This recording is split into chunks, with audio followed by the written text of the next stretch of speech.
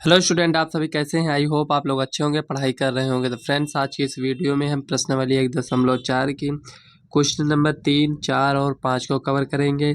इसके पहले की वीडियो में हमने पहला और दूसरा क्वेश्चन को कवर करा दिया है। अगर आपने इसके पहले की वीडियो नहीं देखी तो आप चैनल के प्लेलिस्ट में जाकर सबसे पहले आप उस वीडियो को देख लीजिएगा। तो चलिए फ्रेंड्स, वीडियो को स्टार्ट करते हैं।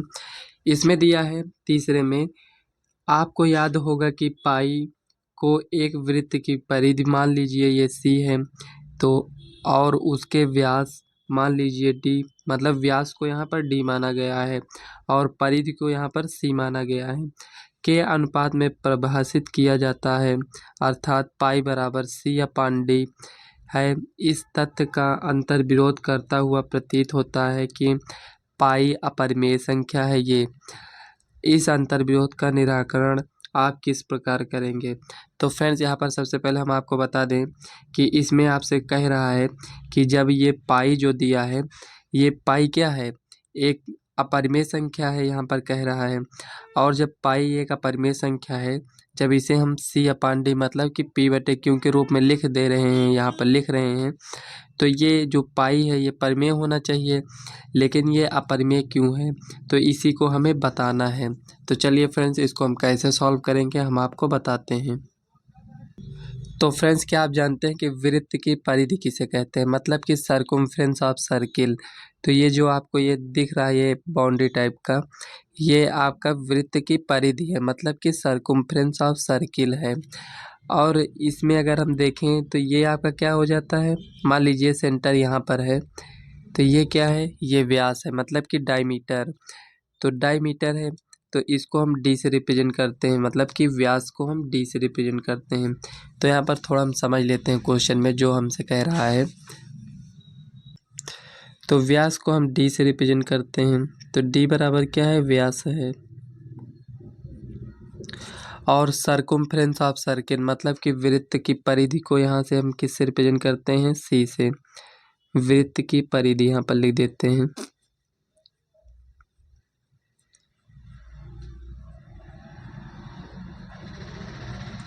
ये हो गया फ्रेंड्स आपका वृत्त की परिधि सी से और व्यास को डी से। तो फ्रेंड्स, वृत्त की परिधि, इसका फार्मूला क्या होता है, तो इसका फार्मूला यहाँ पर लिखते हैं, वृत्त की परिधि।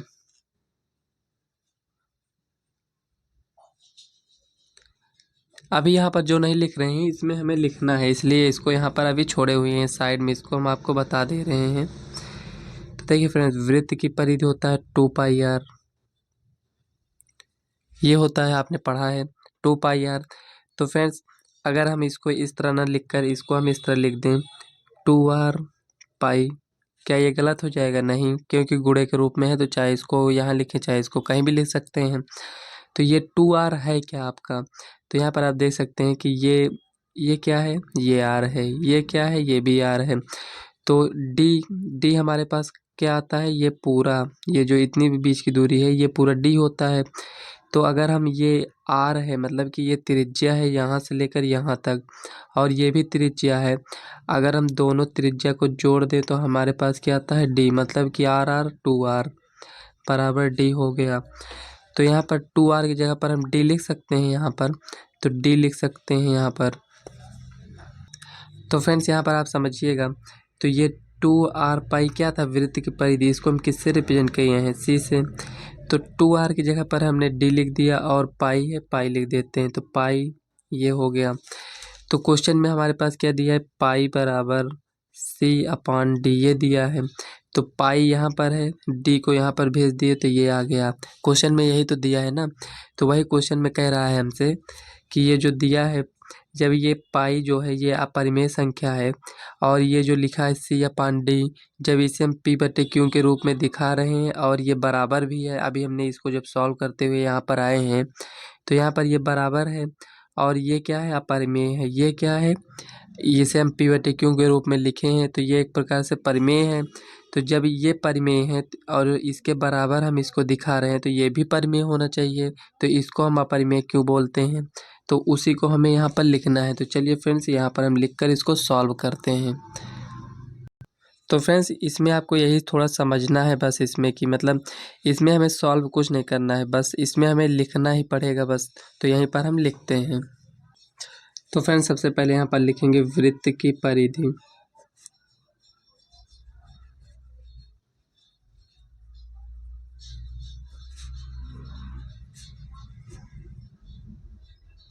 तो फ्रेंड्स यहाँ पर हमारा बताने का रीज़न ये था कि यहाँ पर अगर आपको हम बता देंगे उसके बाद जब यहाँ पर हम लिखेंगे तो आपको अच्छे से समझ में आएगा। तो ये हो गया 2πr। तो यहाँ c बराबर हम लिख सकते हैं 2r पाई, ये हो गया। तो c बराबर d पाई, तो पाई बराबर c/d, ये हमें दिया है, ये इतना हो गया। तो फ्रेंड्स ये जो आप देख सकते हैं c/d क्या है, ये वृत्त की परिधि है और ये व्यास है। तो पाई का मान फ्रेंड्स आपको पता होगा, पाई का मान क्या होता है। तो ये पाई का मान यहाँ पर लिख देते हैं, पाई बराबर 22/7 होता है। तो फ्रेंड्स ये जो पाई का मान आया है 22/7, ये तो क्या है, ये परिमेय है और ये क्या है, अपरिमेय है। क्या परिमेय और अपरिमेय कभी बराबर हो सकते हैं? नहीं होते हैं, लेकिन यहाँ पर हम लोग दिखाते हैं कि इसको पाई बराबर 22/7। तो ये जो 22/7 आया है, ये आपका एग्जैक्ट वैल्यू नहीं है पाई का। मतलब अगर हम पाई का मान निकालेंगे तो ये 22/7 नहीं आता है, सिर्फ ये मान लिया गया है बस कि ये 22/7 होता है। अगर हम पाई का मान निकालते हैं तो इसका जो दशमलव प्रसार होता है वो अनवसानी अनावर्ती होता है। मतलब कि इसमें ये जो 22/7 है, ये जो पाई का मान है, इसका दशमलव प्रसार शांत नहीं आता है, मतलब कि अशांत आता है। जब अशांत आता है तो अनवसानी अनावर्ती होता है, मतलब कि अपरिमेय होता है। तो सिर्फ क्वेश्चन को सॉल्व करने के लिए ये मान लिया गया है बस कि 22/7 होता है इसका वैल्यू, और एग्जैक्ट वैल्यू इसका 22/7 नहीं होता है। ये इतना हो गया, तो उसी को हमको यहाँ पर लिख देना है। तो चलिए यहाँ पर हम लिख देते हैं। तो यहाँ पर जो c/d है, तो इसका हम दशमलव प्रसार यहाँ पर लिखेंगे, c/d का दशमलव प्रसार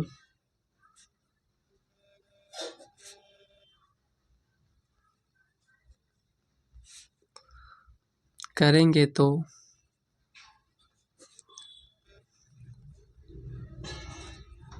हमें इसका मान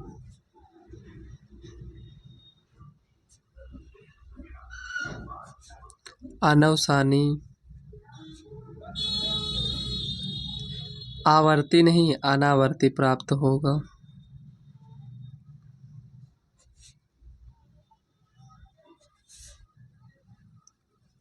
तो फ्रेंड्स जो हमने आपको यहाँ पर अभी बताया उसी को हम यहाँ पर लिख दे रहे हैं। तो हमें दशमलव प्रसार क्या प्राप्त हुआ, अनवसानी अनावर्ती प्राप्त होगा। तो यहाँ पर जो पाई का मान 22/7 है, तो यहाँ पर अब लिखेंगे, और देखा जाए तो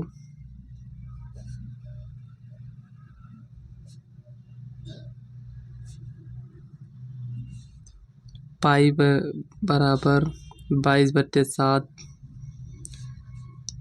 इसका एग्जैक्ट वैल्यू नहीं होता है।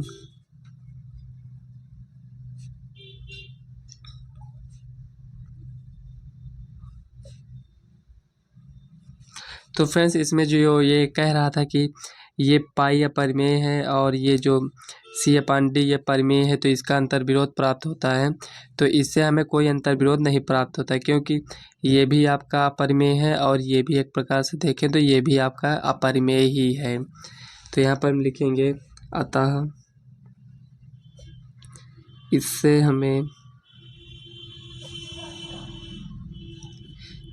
हमें कोई अंतर्विरोध नहीं प्राप्त होता है।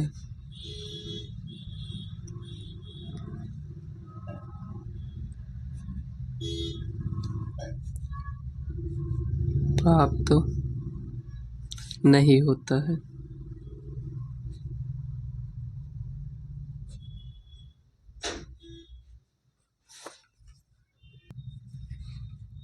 ये हो गया।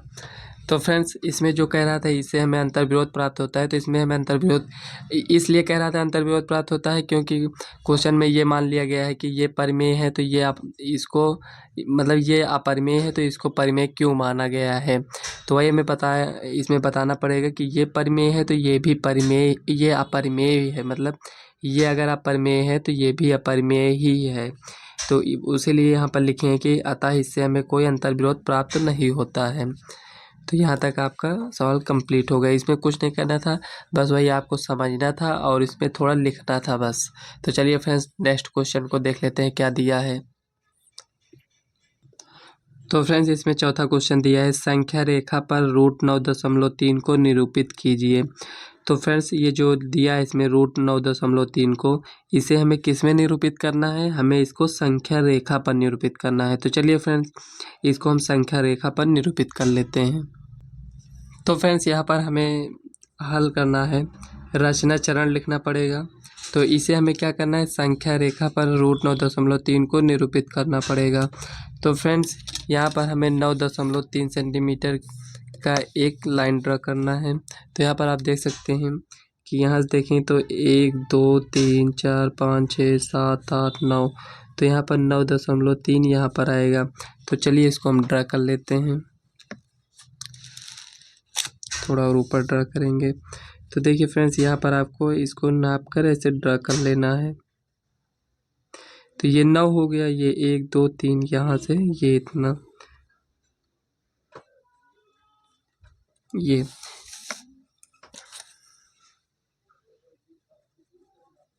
थोड़ा एक बार और इसमें ड्रा कर देते हैं ताकि अच्छे से दिखे। तो ये हो गया फ्रेंड्स, ये कितना है, ये 9.3 सेंटीमीटर। तो इसको हम नेम दे देते हैं, ये ए है, ये क्या है, ये बी है। कितना हुआ ये 9.3। तो यहाँ पर हम फ्रेंड्स लिखेंगे कि ये कितना है 9.3। तो यहाँ पर हम लिखेंगे ए पी बराबर 9.3, ये हो गया। अब ए बी हमें 9.3 तो मिल गया है।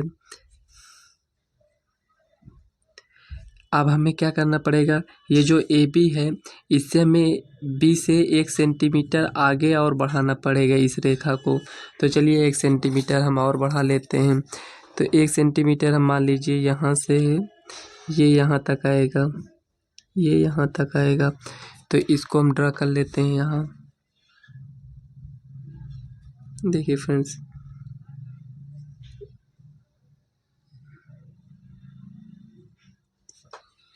ये इसको हमने यहाँ से यहाँ तक ड्रा कर लिया। ये कितना है, ये 1 सेंटीमीटर है आपका। इसको भी नेम दे देते हैं, ये आपका सी हो गया, ये बिंदु सी हो गया। तो यहाँ से ए बी कितना हुआ 9.3, और ये कितना हुआ, ये जो दिया है ये आपका 1 सेंटीमीटर हुआ। तो फ्रेंड्स यहाँ आपको ये ध्यान देना है कि हमें क्या दिखाना है, √9.3 को दिखाना है, और ये है क्या, ये 9.3 है। तो यहाँ पर अब हमारे पास क्या हुआ, ए बी मिल गया और बी सी मिल गया। तो इसका जो ये ए सी है इसका हमें मध्य बिंदु ज्ञात करना है। तो मध्य बिंदु ज्ञात करने के लिए हम क्या करते हैं, इसमें हम इसका मध्य बिंदु ज्ञात करने के लिए यहाँ पर आधी दूरी यहाँ से लेकर यहाँ पर चाप लगाते हैं, और यहाँ से हम आधी दूरी लेकर यहाँ पर चाप लगाते हैं। तो यहाँ पर हमें उसका मध्य बिंदु ज्ञात हो जाता है। तो चलिए फ्रेंड्स हम मध्य बिंदु ज्ञात कर लेते हैं। तो फ्रेंड्स हमें मध्य बिंदु ज्ञात करने के लिए इसमें आधे से अधिक दूरी लेना है। मतलब कि यहाँ से अगर हम देखें यहाँ से, तो ये इतना मान लीजिए ये आधे से अधिक दूरी ले रहे हैं यहाँ पर। तो यहाँ पर हम इसको ड्रा करेंगे ऐसे, इस तरह। यहाँ से आधे से अधिक दूरी ली है ना, तो यहाँ से ये ऐसे यहाँ पर कट लगा दीजिए, ये उतना हो गया। अब इसको भी आधे से अधिक दूरी लेना है, यहाँ पर ये आधे से अधिक दूरी लेंगे। तो यहाँ पर आप देख सकते हैं यहाँ पर ये कट लगाएंगे, तो यहाँ पर दोनों एक दूसरे को जहाँ पर कट कर रहे हैं यही आपका मध्य बिंदु होगा। तो ये आपका मध्य बिंदु हो गया, कौन सा, ये वाला पॉइंट आपका मध्य बिंदु। किसका मध्य बिंदु है, ये ए सी का मध्य बिंदु है। तो फ्रेंड्स अगर हम इसको देखें, इसको अगर मिलाएं यहाँ पर, इसको आपको मिलाना नहीं है, इसमें आपको ये देखना है, बस चेक करना है कि ये बिंदु कहाँ पर आ रहा है। तो ये बिंदु आपका मान लीजिए यहाँ पर आ रहा है, तो इसको हम कोई नेम दे देते हैं। यहाँ पर मान लीजिए ओ नेम दे दिए। तो मध्य बिंदु का मतलब ये हुआ फ्रेंड कि ओ ए बराबर कितना है, ओ सी है। ओ ए बराबर ओ सी, ये हो गया। अब हमें क्या करना है, ये जो मध्य बिंदु हमें मिला है, इस मध्य बिंदु से ये क्या है, ये आपका ये ओ ए और ओ सी ये दोनों बराबर हैं, ये हमें पता है। इसको सेंटर मानकर अब हम अर्धवृत्त बनाएंगे। इसको सेंटर मानकर और ओ सी या ओ ए को त्रिज्या मान लेंगे। मतलब जब ये सेंटर होगा तो ये क्या होगा आपका, ये भी त्रिज्या होगा, ये भी त्रिज्या होगा। तो चाहे ओ ए मान लीजिए चाहे ओ सी, दोनों वैसे भी बराबर है। तो यहाँ पर हम अर्धवृत्त की रचना करेंगे। तो इसको हम सेंटर मान लेते हैं और यहाँ से हम ड्रा करेंगे। तो ये देखिए, यहाँ से हम ड्रा करेंगे एक अर्धवृत्त।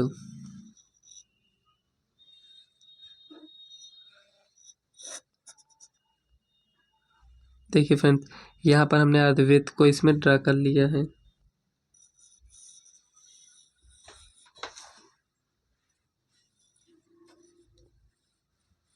ये है या तो यहाँ पर हमें ये जो बिंदु मिला है, यहाँ पर देख लीजिए, ये आपका अर्धवृत्त है।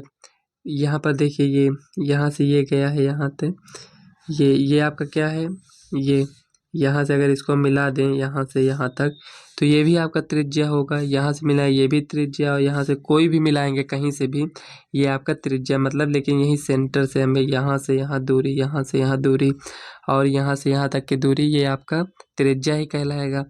तो यहाँ तक हमने इसको मिला दिया है। ये आपका क्या बन गया, ये आपका अर्धवृत्त बन गया है। अब इसमें हमें क्या करना है, तो फ्रेंड्स अभी हम इसको जो ड्रा कर रहे हैं उसी को हमें रचना चरण में लिखना पड़ेगा। तो अभी तो हम इसको ड्रा ही कर रहे हैं, तो अब इसमें हमें आगे क्या करना है, तो फ्रेंड्स इसमें हमें लंब डालना है, वो भी कहाँ से, बी से। तो बी से हम लंब डालेंगे यहाँ पर। तो देखिए फ्रेंड्स, यहाँ पर से मान लीजिए हम यहाँ लंब डालते हैं। तो ये जो लंब है ये कहाँ से जाना चाहिए, ये बी से जाना चाहिए। तो ये जो आपका लंब है ये बी से गया है, तो इसको भी हम कोई नेम दे देते हैं। तो यहाँ पर ए बी सी, यहाँ पर हम डी नेम दे देते हैं। यहाँ ये हो गया। तो फ्रेंड्स यहाँ पर जो हमने लंब दिया है, आप देख सकते हैं ये क्या है, अर्धवृत्त है। अर्धवृत्त को जो ये लंब दिए हैं, ये कौन से बिंदु पर काट रहा है, डी बिंदु पर काट रहा है। यहाँ पर ये डी बिंदु पर काट रहा है, तो यहाँ पर इसलिए हमने यहाँ पर डी नेम दे दिया है। इतना हो गया। अब इसमें आगे हम क्या करेंगे, इसको जो यहाँ से है यहाँ तक इसको हम मिला देंगे। तो चलिए इसको मिला देते हैं।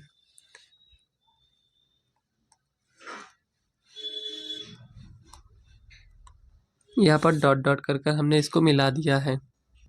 तो फ्रेंड्स जब इसको हमने मिला दिया है, तो ये जो आपका बी डी है यही आपका √9.3 है। ये जो है बी डी आपका, ये √9.3 है। ये कैसे आया है, अगर इसको आप ज्ञात करना चाहते हैं तो आप ज्ञात कर सकते हैं। तो चलिए पहले हम यहाँ पर रचना चरण लिख लेते हैं, उसके बाद इसको कैसे ज्ञात किए हैं उसको हम ज्ञात करेंगे। तो यहाँ पर लिखेंगे रचना चरण। रचना चरण में फ्रेंड्स जो आपने इसको बनाया है, इसमें जो जो आपने किया है उसी को यहाँ पर लिखना रहता है। हम अपने तरीके से लिखेंगे, आप इसको अपने तरीके से लिखिएगा। जैसे आपको समझ में आया होगा उस तरह आप इसको लिखने का प्रयास किया करिए। देखिए सबसे पहले हमने क्या किया, ए बी बराबर 9.3 सेंटीमीटर की रेखा खींचे।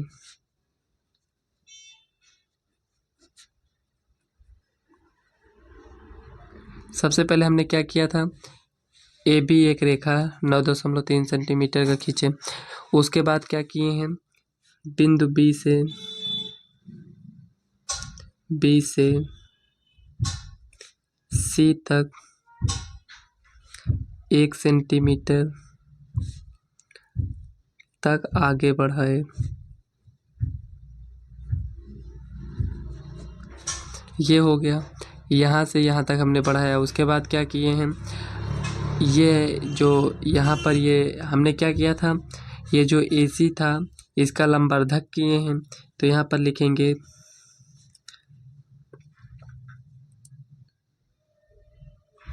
ओ ए सी का मध्य बिंदु है, मध्य बिंदु है। ये हो गया।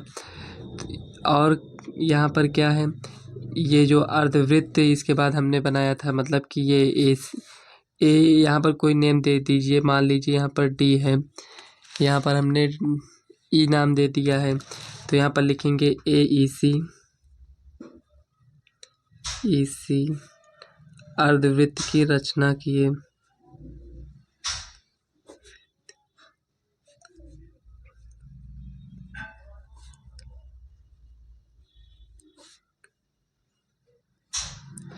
किसको? ओ को केंद्र मानकर, ओ को केंद्र तथा ओए या ओसी को त्रिज्या।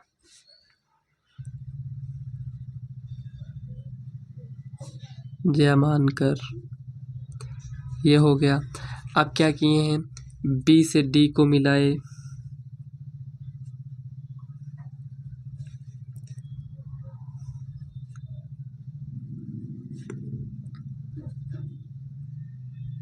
तथा ओडी को मिलाया।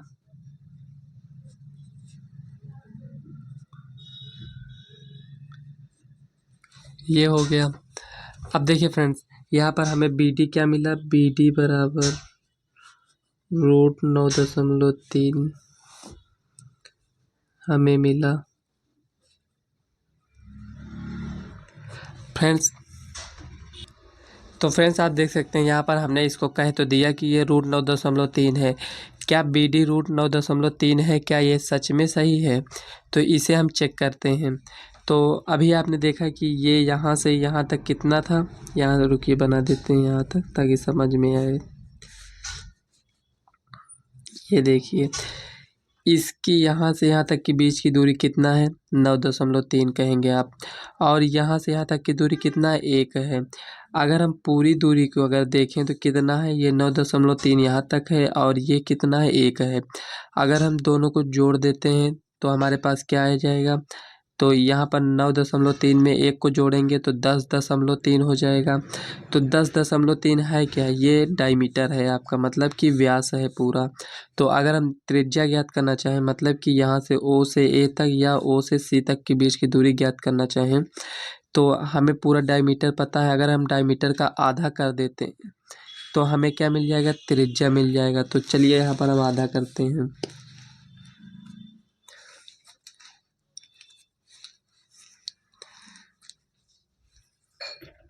तो फ्रेंड्स, इसको ज्ञात करने के लिए हम क्या करेंगे, यहाँ पर हम A B plus B C को ऐड करेंगे। तो ए बी कितना है, 9.3 और बी सी कितना है, 1 है। तो हमारे पास कितना आया, 10.3 आया। और ये आपका है क्या, ये व्यास है। तो यहाँ पर लिखेंगे आता त्रिज्या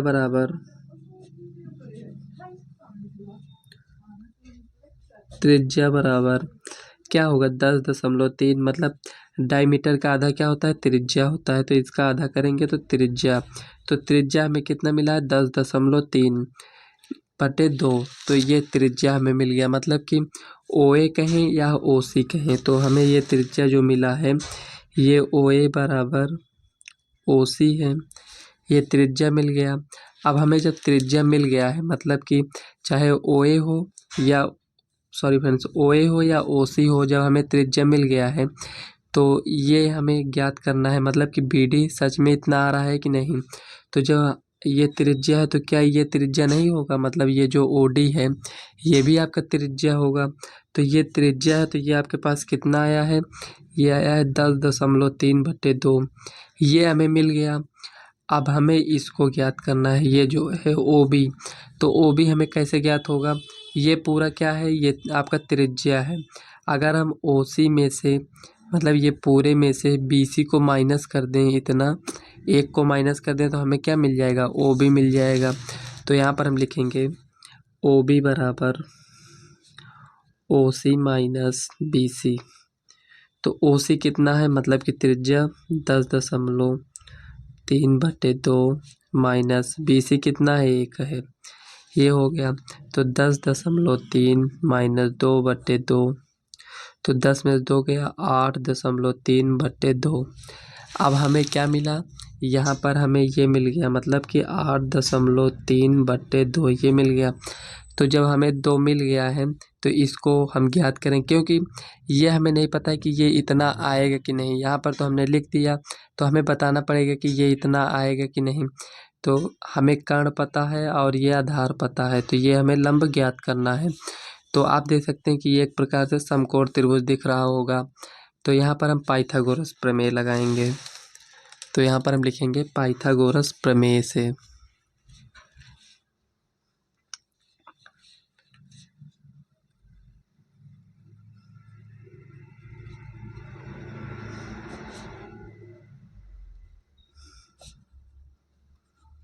ये हो गया।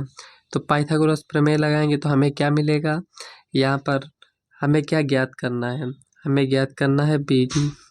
तो BD बराबर OD का स्क्वायर माइनस OB का स्क्वायर, और दोनों में अंडर रूट लग जाएगा। तो हमें इसी को ज्ञात करना है। तो चलिए आगे हम इसको ज्ञात कर लेते हैं। तो फ्रेंड्स यहाँ पर आप देखिए BD बराबर इतना है, तो हम मतलब इसको चाहे इस रूप में लिख दें या इस रूप में।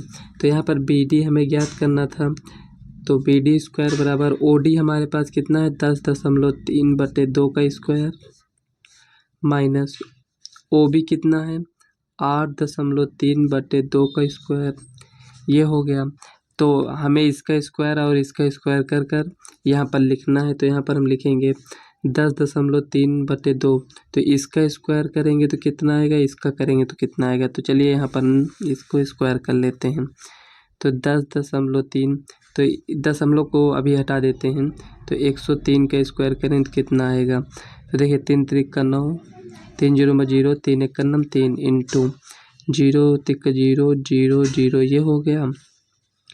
अब देखिए फ्रेंड्स 1 तिक का 3, 1 0 में 0, 1 का 9 1, ये तो 9 0 3 3 6 0 1। तो यहाँ पर 106.09, मतलब कि 106.09। तो यहाँ पर 1 अंक बाद पॉइंट था तो स्क्वायर किए तो 2 अंक बाद पॉइंट हो जाएगा, बटे 4 माइनस 8.3, मतलब 83 के स्क्वायर करेंगे। तो 83 के स्क्वायर करेंगे तो कितना आएगा, 3 त्रिक का 9, 3 8 24, 8 त्रिक 24 का 4, 8 9 64, 65 66 हुआ। तो यहाँ पर 9 4 4 8, 6 2 8, 6 68 89। तो यहाँ पर 68 89 लिखेंगे तो 1 अंक बाद पॉइंट है, तो यहाँ पर स्क्वायर किए हैं तो 2 अंक बाद पॉइंट हो जाएगा, बटे 4। तो फ्रेंड्स यहाँ पर आप देख सकते हैं कि दोनों का मतलब हर समान है। तो यहाँ पर लिखेंगे 106.09 माइनस 68.89 बटे 4। इसमें से जब इसको आप माइनस करेंगे तो आएगा 37.20 बटे 4 बराबर BD का स्क्वायर, ये हो गया। अब क्या करते हैं, इसको इसमें भाग देंगे तो क्या आएगा। तो देखिए 4 9 36, ये हुआ, 1 बचा, पॉइंट लगाइए। तो 4 3 12, ये हुआ, ये इतना है हमारे पास BD स्क्वायर। तो BD का मान क्या आएगा, BD बराबर, तो ये पॉइंट के बाद 0 लगा, इसको आप नहीं भी लिखेंगे तो कोई प्रॉब्लम नहीं होगी। तो 9.3, तो ये इधर स्क्वायर में इधर आएगा, रूट में हो जाएगा। तो आप देख सकते हैं कि BD हमारे पास कितना आया है 9.3, उसमें भी इतना आया था। तो इसका मतलब ये हमारा सही है आंसर। तो फ्रेंड्स हम आशा करते हैं आपको समझ में आया होगा। यदि आपको कोई भी डाउट है इसमें तो आप कमेंट करिएगा, हम आपको नेक्स्ट वीडियो में इसका रिप्लाई ज़रूर करेंगे। तो चलिए फ्रेंड्स नेक्स्ट क्वेश्चन देख लेते हैं क्या दिया है। तो फ्रेंड्स ये जो 1.4 है ये 5वां क्वेश्चन है और ये लास्ट क्वेश्चन है आपका। इसमें दिया है निम्नलिखित के हरों का परिमेयकरण कीजिए, मतलब हमें हर का परिमेयकरण करना है। तो फ्रेंड्स परिमेयकरण कैसे करते हैं, जैसे इसमें √7 है, तो ये जो √7 है इसको ऊपर नीचे मतलब अंश और हर में गुणा करते हैं। और जो ये दिया है जैसे यहाँ पर माइनस है तो इसको जो है अंश और हर में गुणा करेंगे, लेकिन साइन चेंज कर देंगे। जैसे यहाँ प्लस है तो माइनस से गुणा कर देंगे, और माइनस है तो प्लस से गुणा कर देंगे, मतलब सब कुछ सेम रहेगा, सिर्फ साइन चेंज हो जाता है बस परिमेयकरण करते हैं। तो चलिए फ्रेंड्स एक एक करके हम इसको सॉल्व कर लेते हैं। तो फ्रेंड्स पहला क्वेश्चन ये है, इसमें हमें हरों का परिमेयकरण करना है। तो यहाँ पर लिखेंगे हल 1/√7 लिखा है। तो हर का परिमेयकरण करने का मतलब ये हुआ कि √7 यहाँ पर है तो √7 से गुणा भाग करते हैं। तो यहाँ पर √7 लिखेंगे, और √7 2 बार है तो रूट हट जाएगा, तो यहाँ पर बचेगा 7। तो फ्रेंड्स यही आपका फाइनल आंसर हो जाएगा, इसमें आपको कुछ नहीं करना था। सेकंड क्वेश्चन है, उसे नोट कर लेते हैं यहाँ पर। तो यहाँ पर हमारे पास दिया 1/√7 - √6। तो इसका हमें करना है परिमेयकरण। तो यहाँ पर लिखेंगे हल बराबर 1/√7 - √6 इंटू √7 + √6 अपॉन √7 + √6। मतलब कि इसमें हमें क्या करना है, यहाँ पर माइनस है तो यहाँ पर प्लस लगाकर गुणा और भाग करते हैं। तो यहाँ पर जो है 1 से गुणा करेंगे तो √7 + √6 वही आ जाएगा। और यहाँ पर आप देख सकते हैं कि a+b और a-b है। तो a+b क्या होता है, a² - b², मतलब a² - b², ये हो गया। तो यहाँ पर लिखेंगे √7 + √6 अपॉन √7 के स्क्वायर करेंगे तो 7 आएगा, √6 का स्क्वायर करेंगे तो 6 आएगा। तो √7 + √6, तो 7 में से 6 गया 1, तो यहाँ पर बटे में आप 1 लिख भी सकते हैं, नहीं लिखते हैं कोई प्रॉब्लम नहीं है, यही आपका आंसर हो जाएगा √7 + √6। तो कहीं फ्रेंड्स आप जब क्वेश्चन को सॉल्व करते हैं, मतलब इससे थोड़ा हटकर क्वेश्चन, तो उसमें इसी तरह इस रूप में न देकर आपको इस रूप में आंसर दे दिया जाता है। तो इसमें क्या किए रहते हैं, यही मतलब इसको परिमेयकरण कर दिए रहते हैं, तो इस तरह आपका आंसर आ जाता है। तो फ्रेंड्स इसमें जो नेक्स्ट क्वेश्चन है, इसमें आप देख सकते हैं ये दिया है।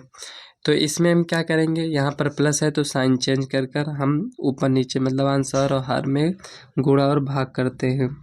तो यहाँ पर देखिए 1/√5 + √2 इंटू √5 - √2 अपॉन √5 - √2, ये हुआ।